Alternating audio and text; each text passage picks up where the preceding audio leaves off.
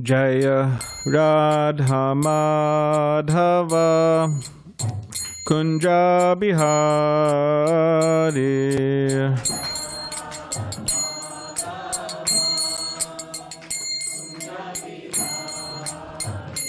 Jaya Radha Madhava Kunja Bihari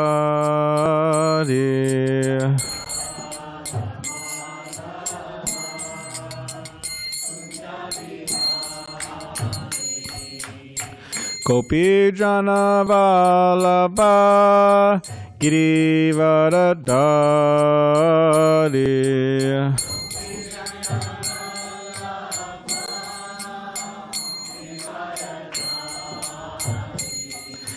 Gopi Jana Vallabha Girivaradari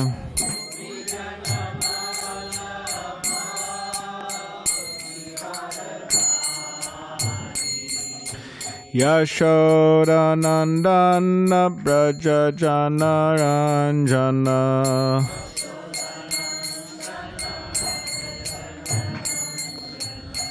Yashoda Nandana Braja Jana Ranjana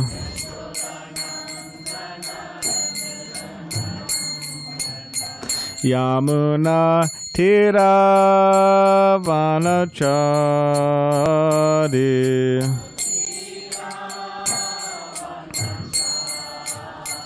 Yamuna Tira Vanachari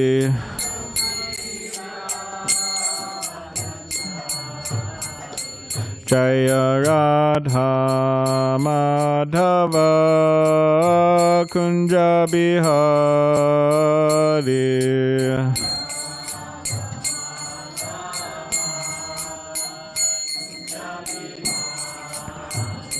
Jaya Radha Madhava Kunja Bihari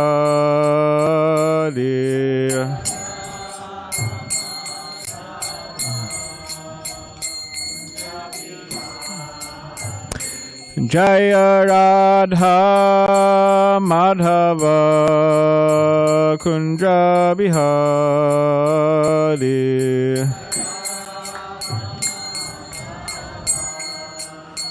Kunja Bihari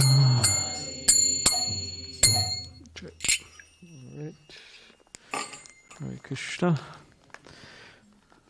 So tonight we will be reading from the Bhagavad Gita as it is, translation and commentary by His Divine Grace, A.C. Bhaktivedanta Swami Prabhupada.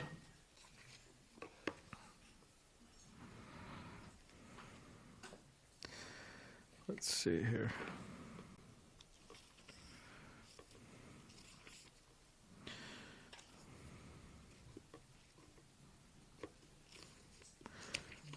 Hare Krishna.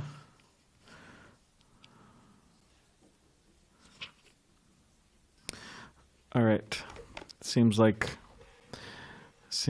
I'm confused here. But there's no need to worry because we could solve the problem very soon. In the Bhagavad Gita, in the purport, Srila Prabhupada makes a reference to an English saying. He says, God helps those who help themselves. Can anyone with their phone find that reference? Should be quick to do. God helps those who help themselves. Whoever gets it first, we give them extra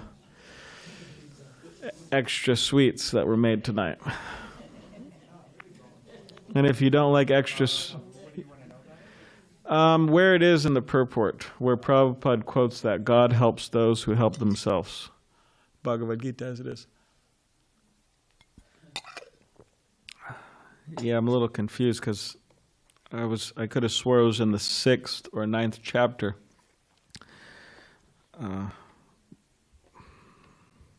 But he definitely quotes it there. That's for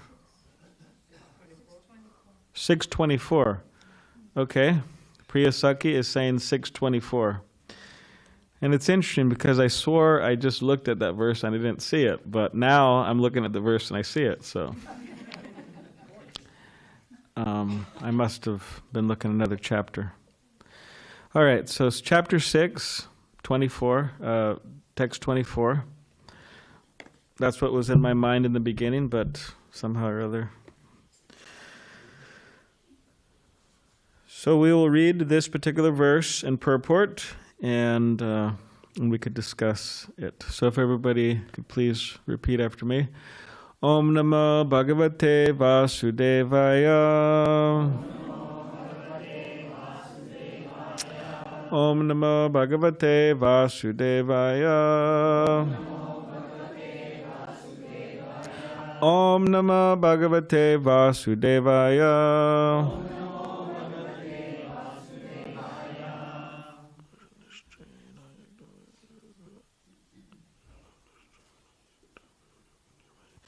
Sanishchayena yuktavyo yogo nirvinachetasa sankalpa prabhavan kamash tukta sarvan asheshataha manasai vindriya gramam vinayamya samantataha.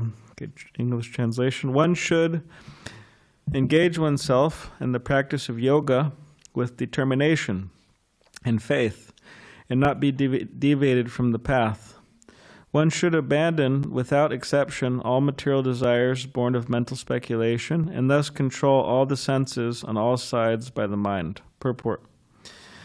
The yoga practitioner should be determined and should patiently prosecute the practice without deviation. One should be sure of success at the end and pursue this course with great perseverance, not becoming discouraged if there is any delay in the attainment of success. Success is sure for the rigid practitioner. Regarding bhakti-yoga, Rupa Goswami says, Utsaha nishchayad daryat tat tat karma pavartanat sangatyagat satovrite shadbir bhakti prasidati. One can execute the process of bhakti-yoga successfully with full-hearted enthusiasm, perseverance, and determination by following the prescribed duties in the association of devotees and by engaging completely in activities of goodness. Upadeshamrita 3, text 3. As far as determination, one should follow the example of the, does anyone remember? Sparrow, yeah. What does the sparrow do? What is the sparrow doing in this story? Follow the example of the sparrow who lost her eggs in the waves of the ocean. A sparrow laid her eggs on the shore of the ocean, but the big ocean carried away the eggs on its waves. The sparrow became very upset and asked the ocean to return her eggs. The ocean did not even consider her a pill, so the sparrow decided to dry up the ocean. She began, so you can imagine a sparrow. Sparrows are... Yes, you can imagine a sparrow out here on the beach and small, what do they call? Beak. Yeah, small beak, not very big. And then the eggs were taken by the ocean, and then she's saying, "Give me back my eggs," and the ocean's laughing. And then she says, "Okay, I'm gonna dry you up now." And she goes with the small beak and tries to dry up the ocean. Which we'll discuss more. The ocean did not even consider her a pill, so the sparrow decided to dry up the ocean. She began to pick out the water in her small beak, and everyone laughed at her for her impossible determination. The news of her activity spread, and at last Garuda, the gigantic bird carrier of Lord Vishnu, heard it. He became compassionate toward his small sister bird, and so he came to see the sparrow. Garuda was very pleased by the determination of the small sparrow, and he promised to help.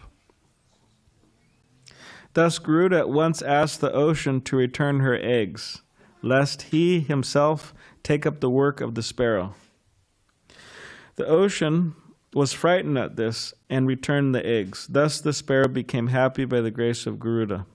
Similarly, the practice of yoga, especially bhakti-yoga and Krishna consciousness, may appear to be a very difficult job, but if anyone follows the principles with great determination, the Lord will surely help, for God helps those who help themselves.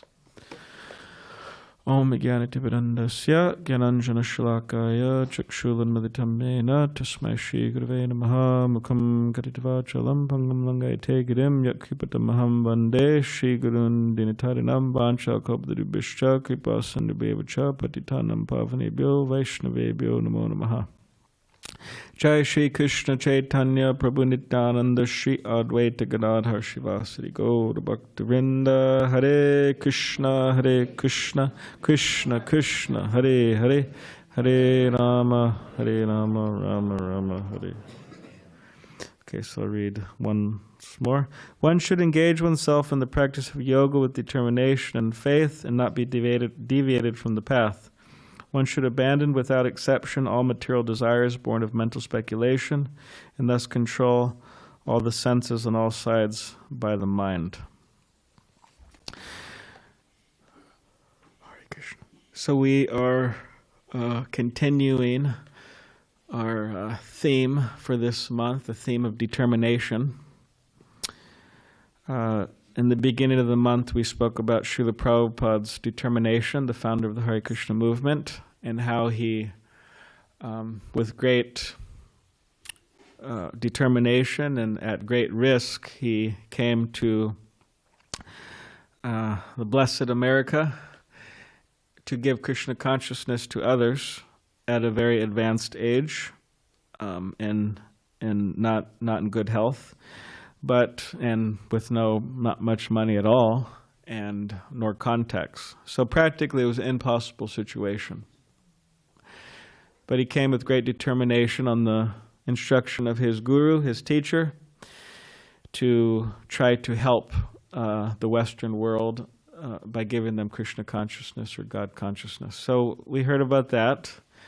And then I believe we heard something about Dhruva Maharaj's determination. Yeah, that's in the, what canto? Fourth? Yeah, that's in the fourth canto. Dhruva Maharaj's great determination. As a young boy, he went out to the forest to search for God, and he performed so many severe austerities there in the forest, eventually getting Krishna's darshan. So, in Dhruva, by definition, it means, his name means fixed, determined. So we heard about that. Go around, do you think you could close the doors, please? We have some enthusiastic pot sprayers back there. So we appreciate that. You hear the pots? So we heard, oh, you didn't hear? Okay, anyways. Okay, I was hearing. So Dhruva Maharaj we heard of, and then the following week we heard of the book distribution of the temple devotees and others going out and distributing Srila Prabhupada's books, Bhagavad Gita, and so on, which is in the theme of determination, requires a lot of determination to do that. One reason being is that you get so many no's. Right, Govardhan? You get so many no's. People saying no, they don't want a book. And Govardhan, he had one devotee who went out with him on book distribution to La Jolla Coves, and this devotee was counting how many no's they got. What did he get up to? What number? Really? Okay. So Govardhan was there, our friend, everyone's friend Govardhan here. He was sitting there with a bunch of Bhagavad Gitas and other books trying to give spiritual knowledge to the public. And one devotee was sitting right next to him, Vrajraj Gopal. And this devotee was counting, no, and he got all the way up to 99, and he became very frustrated, right? He's like, right out. So it could be difficult. It is difficult to go out day after day and distribute books, but when devotees meet very nice people who are happy to get spiritual knowledge, it's worth the while. So we saw some pictures of that and some videos. Dvijamani showed us some nice videos of people chanting Hare Krishna, different people chanting Hare Krishna.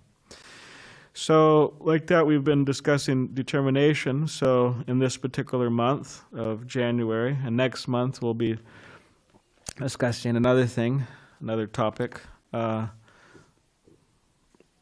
So this particular verse today, Krishna is saying that one should practice yoga with great with determination and faith and not be deviated from the path.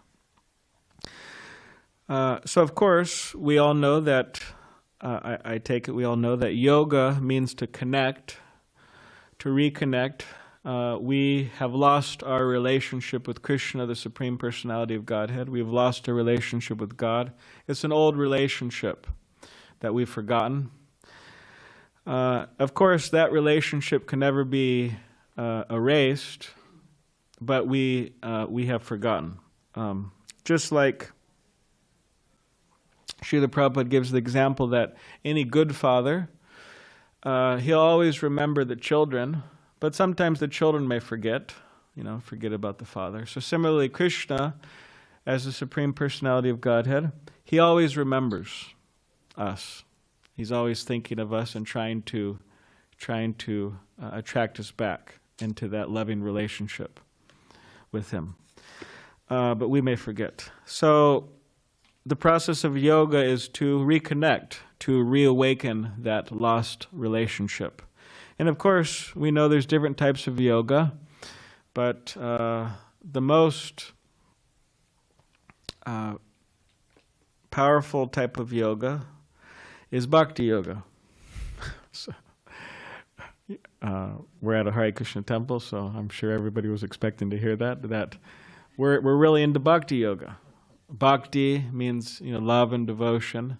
And as Srila Prabhupada, our teacher, he translated bhakti in a very interesting way. He translated as devotional service. It's very interesting how he translated that. Because if you look at the word bhakti, usually it's translated as love, devotion, a sense of like emotion or feelings. That's how it's usually translated. And then you have the word seva. Seva means service. So they're like two different words. But Srila Prabhupada, very expertly, he translated bhakti as devotional service, which he's putting an emphasis, he's highlighting this need and this very important part of bhakti, and that is that bhakti is active. It is, and we see that we say love is active. It means action. There has to be some action in a loving relationship. And I've given the example, I've mentioned this a number of times, but anyways, I think it's a good example. We'll say it one more time. Just like if someone's in a relationship, let's say they're married. There's a wife and a husband, right? And the husband, he says, I love you so much. You're like, your association to me is like cooling, like the moonshine on a hot summer, after a hot summer day. And, I don't know how I would exist without you. You're like life itself to me, and so on, just going on and all. While he's sitting there on the couch eating the bag of potato chips, and he hasn't moved for the last couple of months, and he hasn't given you a gift for the last years, and he forgot all about the anniversary number of times, and so on and so on and so on. So in other words, he's saying all these words, all these wonderful poetic words, but he's not displaying that through action. So naturally, a wife may wonder, I don't know, like, is this, does he really love me? So there has to be action. So similarly, in bhakti yoga, there has to be some action in relation to trying to reawaken our relationship with Krishna. Therefore, there's stress on chanting Hare Krishna, Krishna's names. Therefore, there's stress on offering food to Krishna. Patram pushpam phalam toyam yome bhakti prayachati, Krishna says in the Bhagavad Gita. So like that, there's different ways. We could garden for Krishna. We could plant wonderful flowers and offer them to Krishna. We could cook for Krishna, make all types of wonderful things and offer to Krishna. We could paint for Krishna, just like all of these wonderful paintings here in the temple room. We can do, we could design things for Krishna. We could design rooms for Krishna, like this room here. It's very beautifully designed, hand designed by Hare Krishna devotees about more than 40 years ago, around 50 years ago. They designed this whole temple room. We could do mechanical work for Krishna. We could fix cars for Krishna. So, like this, we could do so many things as an expression of our devotion for Krishna. And it's important to try to remember that as much as possible.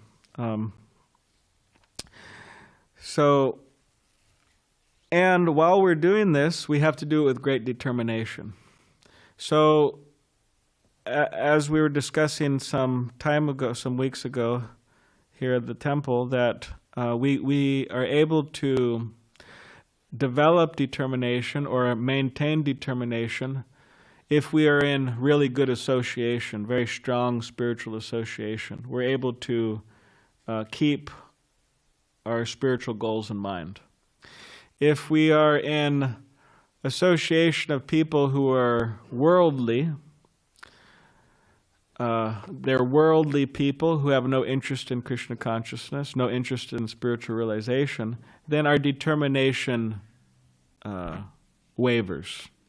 Or in some cases, we just give up altogether. So the association of devotees is very powerful in that it gives us that determination. I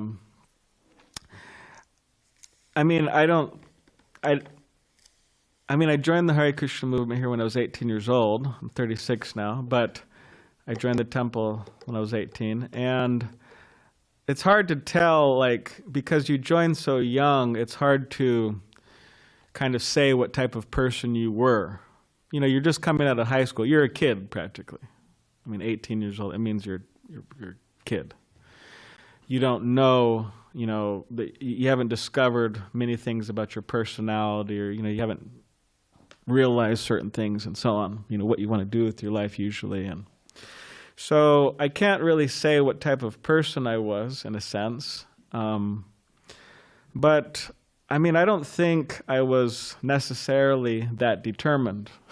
Maybe I was determined to be in ignorance, but by the good fortune of associating with nice devotees, you have Dravida Prabhu here, and Bhajanarayan Swami, and Ananda Tirtha Maharaj, and a number of other great devotees, then in my own way, I developed some determination that yes, I should practice Krishna consciousness. I should continue to serve Krishna, despite any difficulties I may encounter.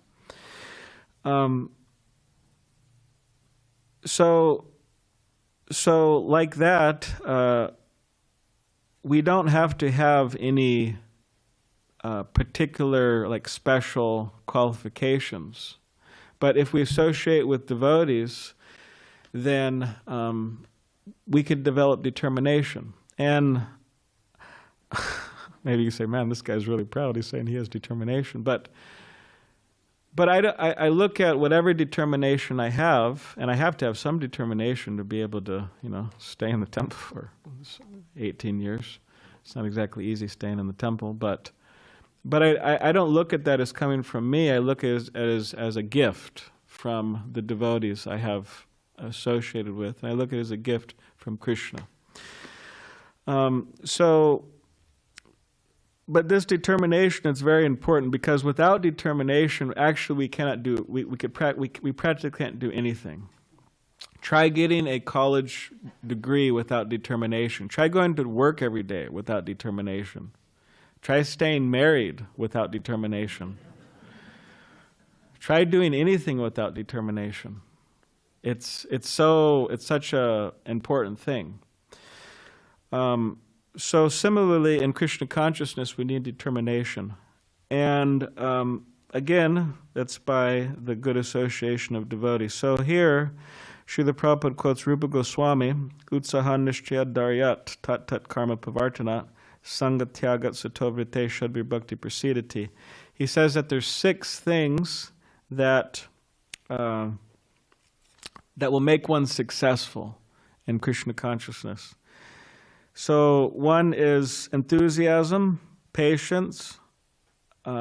Let's see, we'll read it. One connects to the process of bhakti-yoga successfully with full-hearted enthusiasm, perseverance, and determination, by following the prescribed duties and the association of devotees, and by engaging completely in activities of goodness. So this patience, enthusiasm, determination, they're very important. And also, tat tat karma pavartanat sangatyagat satovrite shadbir bhakti prasidati. So this trying to be enthusiastic, trying to be determined, trying to be patient in the association of spiritually like-minded devotees or Krishna conscious persons, this is the real formula for success.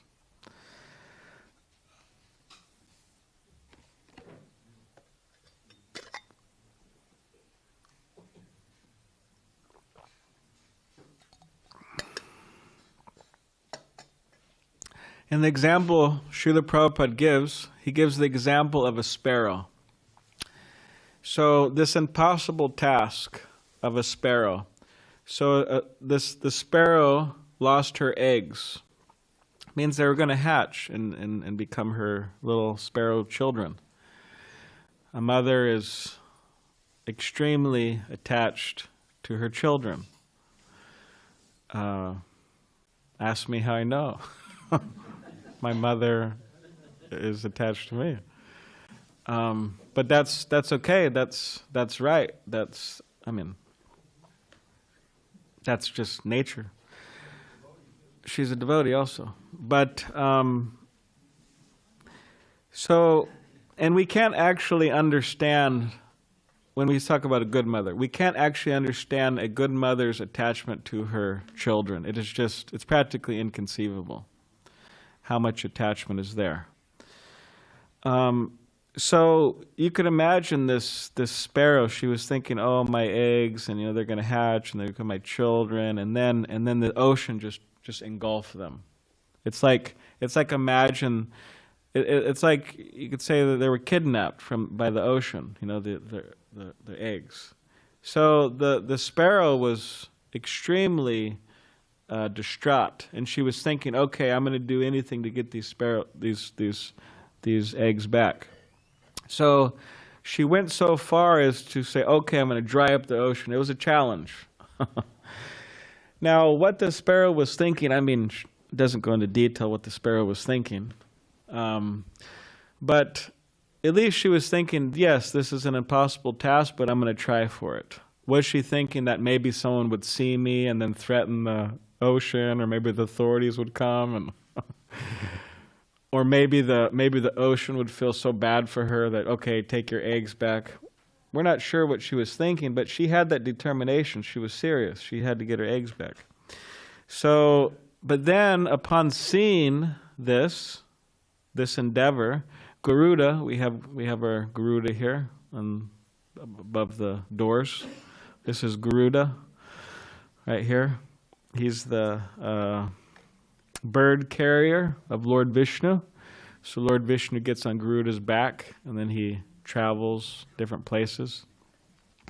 So Garuda, he saw this, and he saw this sparrow trying to empty the ocean, and then he felt compassion. He said, I have to help. So then he said, "I have to help my sister bird," smaller sister bird. her eggs back. So then Garuda came, and everybody's in fear of Garuda. I mean, Garuda's an extremely powerful person. I mean, he's the carrier of Lord Vishnu. He's like a real warrior, actually.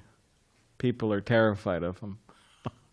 So he threatened the ocean that, give these eggs back, or I'm going to dry you up myself. So then the ocean said, okay, we'll give the eggs back.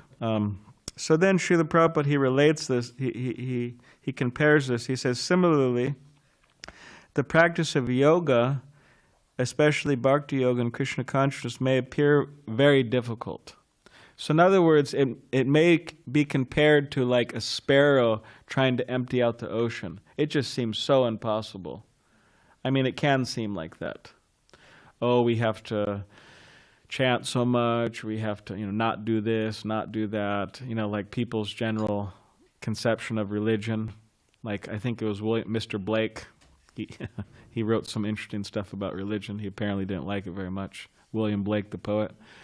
He said, he compared religion as men in black, because the priests, this is his experience of religion, priests. But in general, we could look at religions in general. People may think of them like this, that men in black muttering no.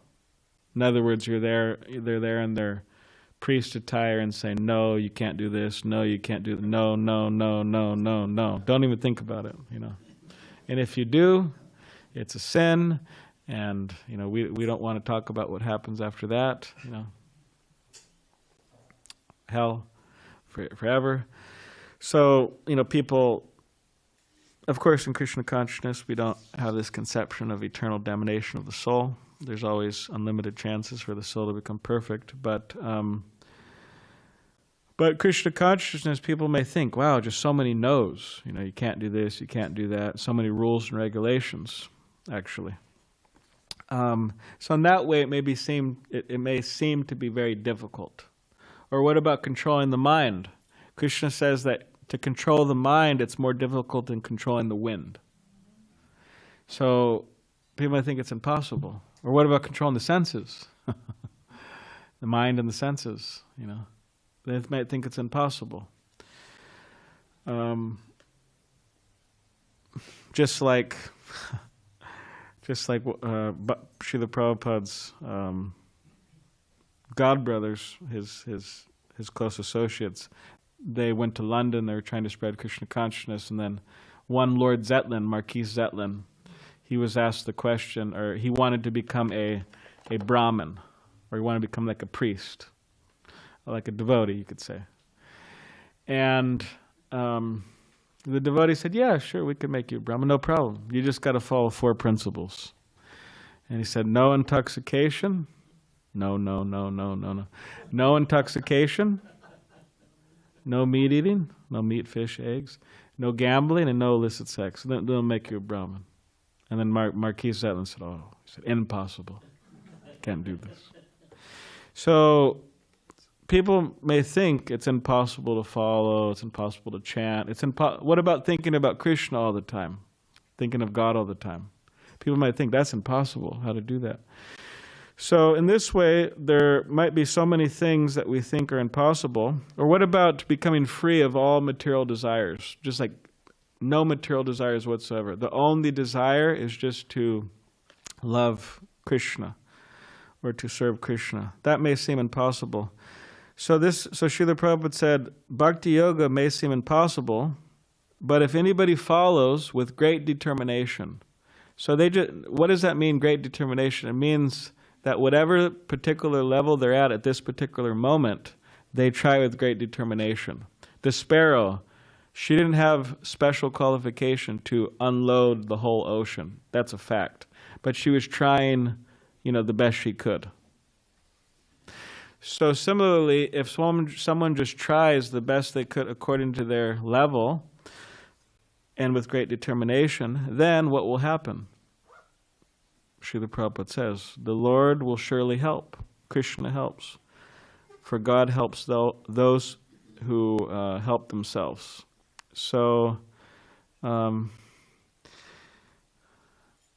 I guess we'll end with one last thing. I was thinking of ending here, but we could end with one last thing, and then if there's any questions or comments. I know one person, he had an attachment to a particular drug, and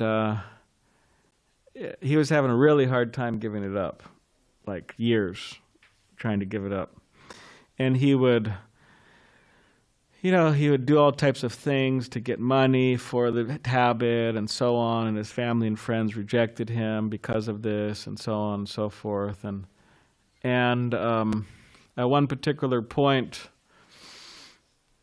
so I was asking this person, like, didn't that discourage you? Because he was a pious person. He was praying to God all the time. He would engage in his drug habit, and then afterwards he'd feel terrible, and then he would pray to God, please help me, and please help me. And then I asked him, I said, weren't you discouraged? Because for years you were struggling with this. And every time you were praying to God, and then, it doesn't seem like he was exactly helping because you weren't becoming free from it. So wasn't it discouraging you? So he gave an interesting story. It's a common story. Maybe you've heard it before, but it's worth remembering. But he said that there was one time there was a big flood.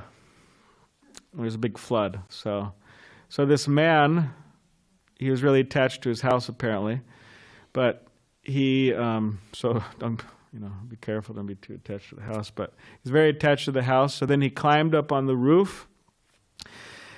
And then a jet ski went by, and he said, "Hey man, jump on!" And the water was rising, and the guy said, "No, God will save me. No, God will save me." So then the water's rising, and then a boat comes by. "Hey man, jump on the boat." No, God will save me. And the water gets higher and higher, And then a helicopter comes. They throw a rope down. "Hey man, grab the rope." No, God will save me, right? And then he drowns. So then he's there before God.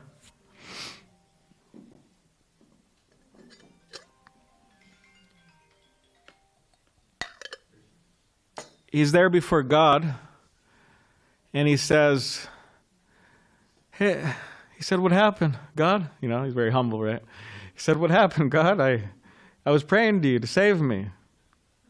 I was the water was rising. I was praying to you to save me." And then God told him, "Well, I sent the jet ski, I sent the boat, I sent the helicopter. What else do you want?" So this devotee, he told me that Krishna, or God, he was trying to help him the whole time for years, sending this person, that person, this message, that message, and so on. And then eventually someone got through to him. And he said he was at the clinic where they give out like prescription, I forgot what it was, methadone or whatever it was. Whatever the drug was, it's something that replaces heroin. Yeah, methadone. So, thank you. So he was there, and then there was a social worker there, and he saw him there. And the social worker, he pointed at him. He said, "Come over here." So then the social worker was speaking to this friend, this person, and then he started chiding him. He started chastising him, and he said, "Are you just going to come here like every week and like get your fix, your methadone fix, and you're just going to continue like this?" In other words, he's saying, you got to snap out of it. You got to get it together. So then the person was thinking, yeah, that's true. I do need to get it together. And he just gave it up. And he was completely free, from that time on. So like that, sometimes people think, oh, is God helping me? Is God helping? Yes, he is. But sometimes we're not taking the cues, but they're all there. Okay, so does anybody have any question or comment? Anything? Yes, Guru Krishna, and then Javeda Prabhu.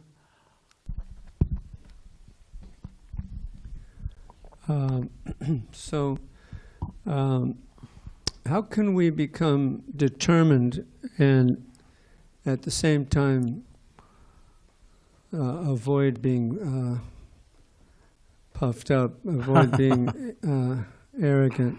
Yeah. Because there's kind of there could be a clash there, Yeah. We have to be submissive to authorities too. Yes. Okay, thank you. So how do we become determined and not proud at the same time?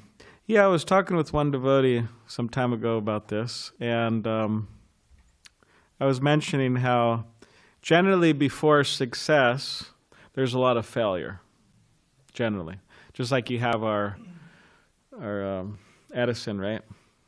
Everybody knows him, with the light bulb. He failed so many times, and then eventually he got it right. You know how many times he failed? Something like 1,400, something like that. That's a lot of times. I mean, a lot of people just say, forget about it. I'm going to go get a beer or something, or, anyways, but he kept on going and was successful. So generally before success, there's a lot of failure.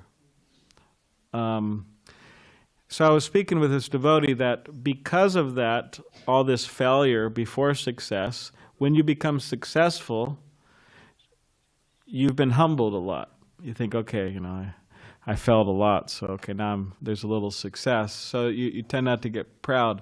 Although he was saying that may be a cause of pride, because you may say, hey, I failed so many times and, now I'm successful, There's many people who failed many times and they're not successful, but look at me, I'm successful. So it could go both ways. It's how we look at it, but yeah, your question being, how do we remain humble despite and determined? If we are Krishna conscious, if we're thinking of Krishna, and if we're sincerely chanting Hare Krishna, that humility will be there. Because we're associating with Krishna, who is the most humble, and because we're associating with Krishna, we will also be humble. We have those qualities. In the Chaitanya Charitamrita, one of Lord Chaitanya's biographies, wonderful book, there was one man who had a disease, and he was cured by Lord Chaitanya. But the man was worried because he became a young, handsome man. He was worried. He said, "How will pride not devour me?" And Chaitanya Mahaprabhu said something interesting. He said, "Just chant Hare Krishna sincerely. Just focus on Krishna, and pride will not hamper your Krishna consciousness." So that's there. If we are striving to be determined, if we are sincerely chanting and taking shelter of Krishna, then we won't become proud, even though we're determined. So yeah, I hope that helps. Yes, Javeda Prabhu, Hare Krishna. Yes, Hare Krishna Prabhu. Nice, thank you for the talk. This phrase, God helps souls who help themselves, when we're focusing on that, there's a series of lectures that Srila Prabhupada gave back in 1970, I think, in Los Angeles, all on the 6th chapter, and they're called the Yoga Systems tapes. And the devotees would listen to them, they're very nice. And this comes up because it's in that purport in the 6th chapter, right? And I think it was Madhavish Maharaj who was asking about this phrase, what does it mean, God helps those who helps themselves? And Prabhupada had a very quick answer. He said, to help yourself means to put yourself under Krishna. Because you can easily see how this might be misconstrued. If someone is totally, he's not a devotee of Krishna, but he's a religious person, and he wants to become a successful businessman or something, So then he reads this, and he hears it in the church, maybe God helps those who help themselves.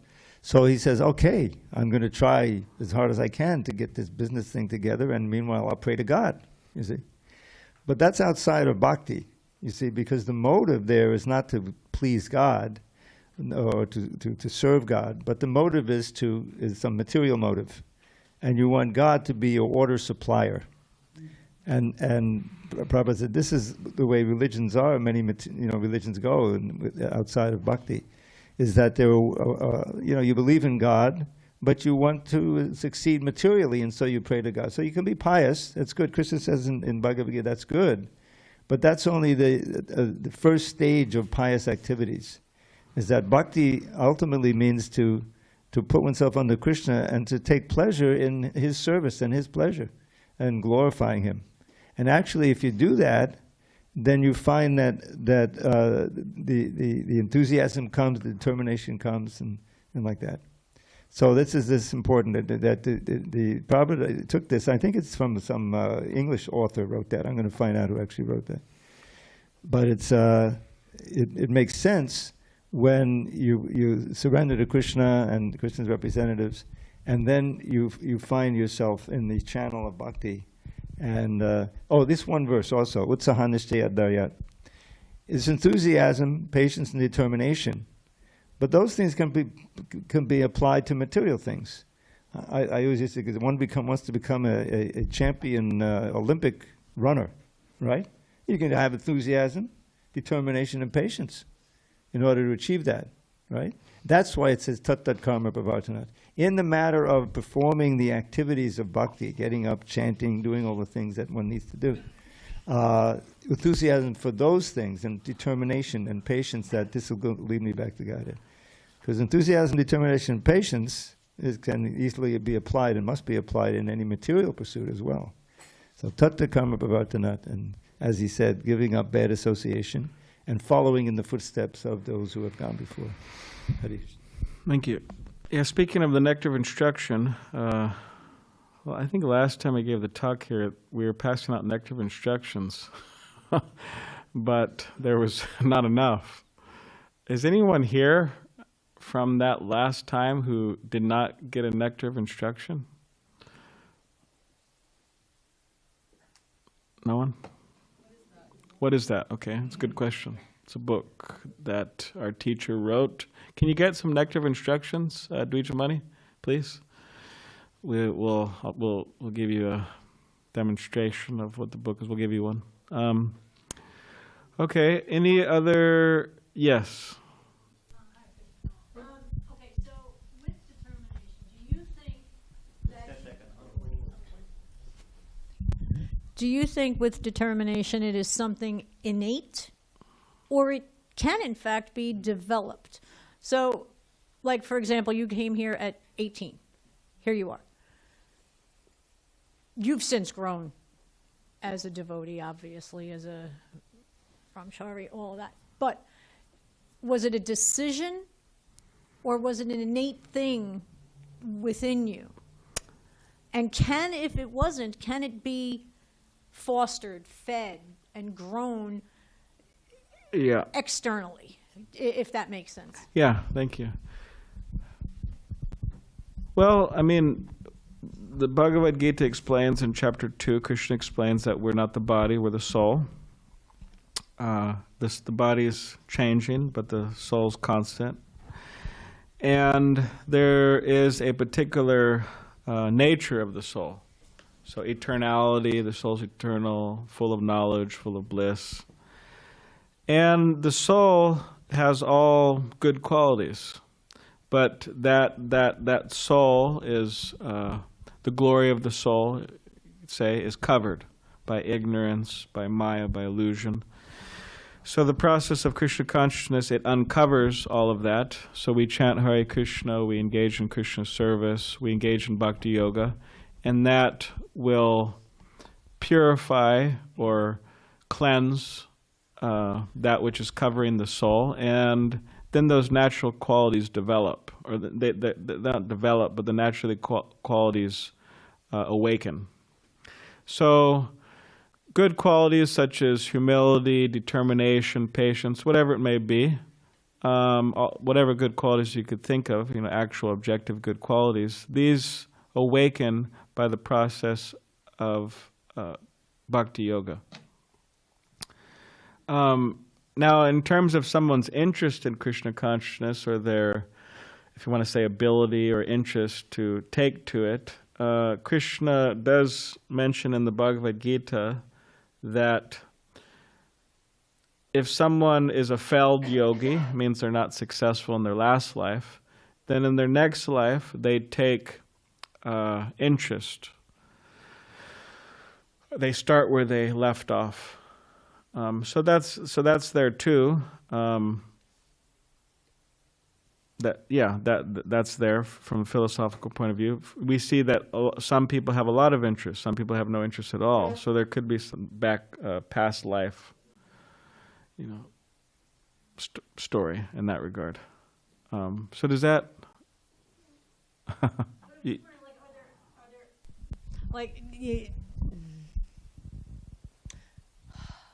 Exercises, for example, to develop the determination, I guess. And I don't mean exercise like obviously going to the gym kind, but like the discipline of it. Developing the discipline, Yeah, I mean the process of chanting on beads, for example. Anyone have some beads? Here, you pass me. Thanks. Yeah, so gotta get some beads here. So the process of chanting on beads, Hare Krishna, Hare Krishna, Krishna Krishna, Hare Hare, on each bead, the whole mantra there. This will help one develop determination, because as we were describing, it's not a very easy thing to do. You have to focus the mind, concentrate. So we could say by practicing Krishna consciousness in general, it'll help us develop our determination.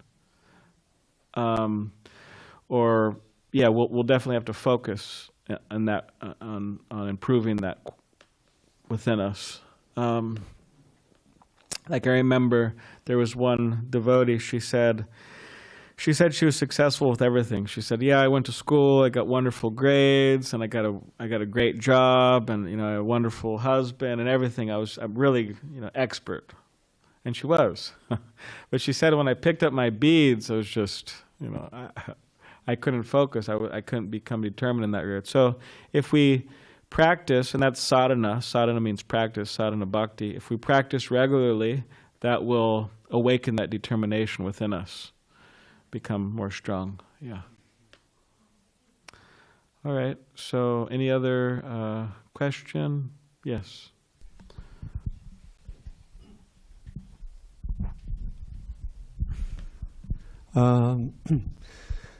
So, if you want to develop qualities of determination, you can associate with people that have those qualities, like Dravida Prabhu and your good self. You become determined. But also I was remembering, I think it was maybe earlier this month, you were talking about, Guru Maharaj, how he was doing the needful in Bombay and there was so much to do. And then Prabhupada said, I want you to write. Yeah. And he wasn't able to do it right away, but he was very determined to do it and eventually did it. Yeah.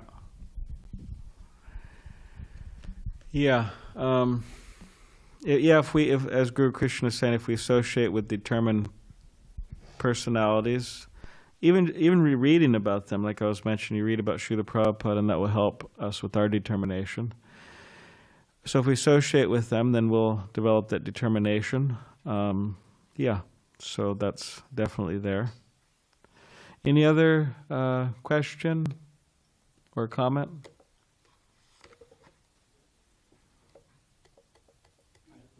Okay, sure. You pass the mic. The mic is coming.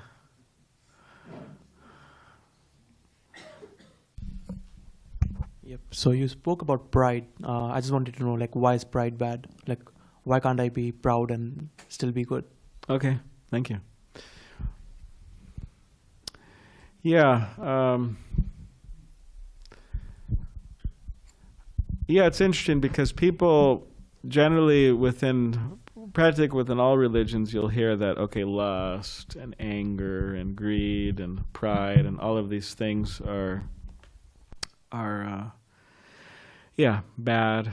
They're things that should be rejected. And sometimes people may question that, like, what's wrong with lust, or what's wrong with anger, and so on.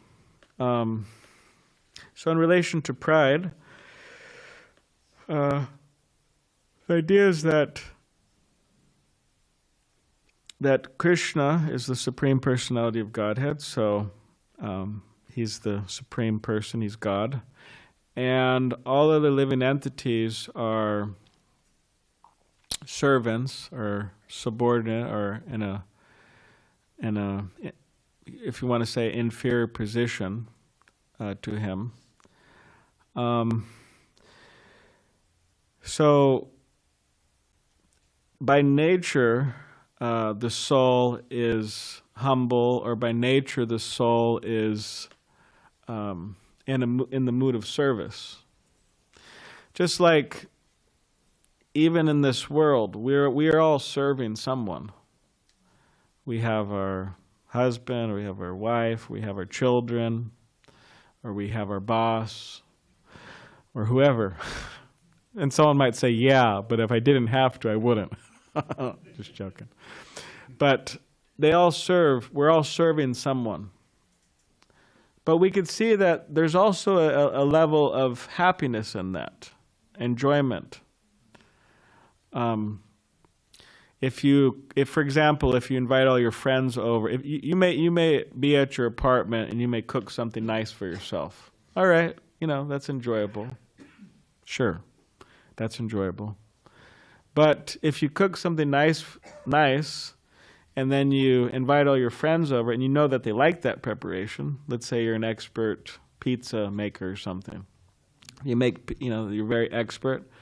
Then you invite them all over. You know that they love pizza, and you just, feed them till they're fully satisfied. Then that you're serving them. It's a act of service, and it gives happiness.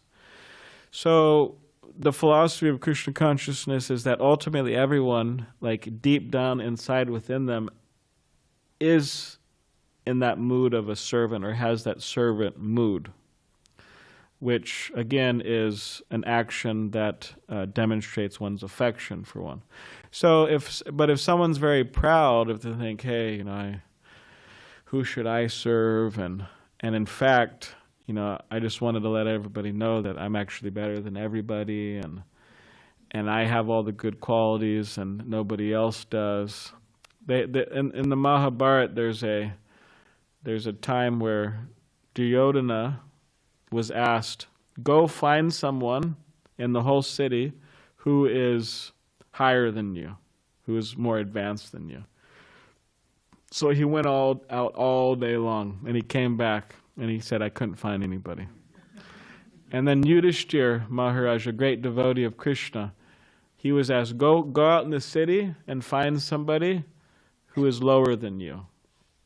So then he went all day, and then he came back and he said, I couldn't find anybody. In other words, everybody's higher than me. Everybody's better than me. So, and we see that even proud people, they don't like proud people. Proud people like humble people, and humble people like humble people, and I think almost everybody likes humble people, because there's because it's natural. Because that's an inherent quality of the soul that's coming out. So in order to be in this mood of service to God, to other living entities, then it's required that one is not astronomically puffed up, as one of my friends would say. It requires that one's not proud and we should also understand that whatever we get is actually a gift. I mean, if we accept the existence of God and all that, it's a gift. So whatever I have, actually, it's not really mine in the first place, so why should I get proud about it? Just like, we'll end on this, but Ram Chandra, who's the personality of Godhead, Ramchandra, in his pastimes, in his life, they wanted to make a bridge to Lanka, because they were going to go take care of Ravana, right? To kill Ravana. So Ravana was the worst of evil people, very demonic person. So he was going to cross over to kill Ravana. So they made so Hanuman was there. Everybody knows Hanuman, the famous servant of Ramchandra. So he was there throwing rocks. And these rocks were floating by the mystic power of Ramchandra, floating. So then a little squirrel was there, and the little squirrel was putting pebbles.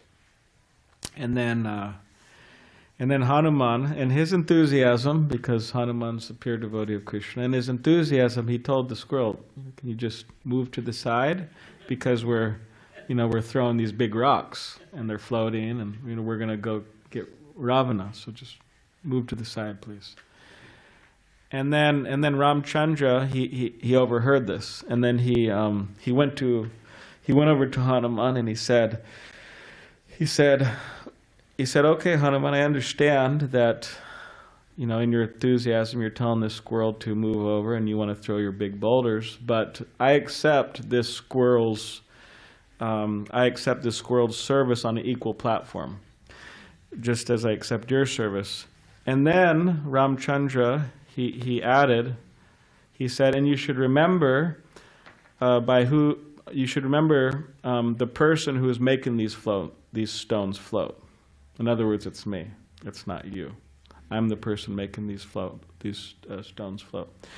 So, yeah, those are some points. So, thank you for your nice questions. All right, so before we move on to the kirtan, who does not have this book? Could raise your hands. All right. Dwijamani, Prabhu, you're expert at this type of activity. Can you please keep your hands raised, those of you who do not have the book, and he will pass them out. So 1, 2, 3, 4, 5, 6, 7, 8, 9. And then over here too. Here too, Dwijamani. There's some over here too. All right. This is the nectar of instruction. This is one of the from the commentary we read today, a verse from this book was quoted. So it's a wonderful book. All right, so now what we'll do is we will stand up, and if you haven't got your book, you could go to this man here. He'll be around for a while, so you could get your book from him. And we'll stand up and we'll have kirtan, and then we'll serve the dinner. Hare Krishna. Huh?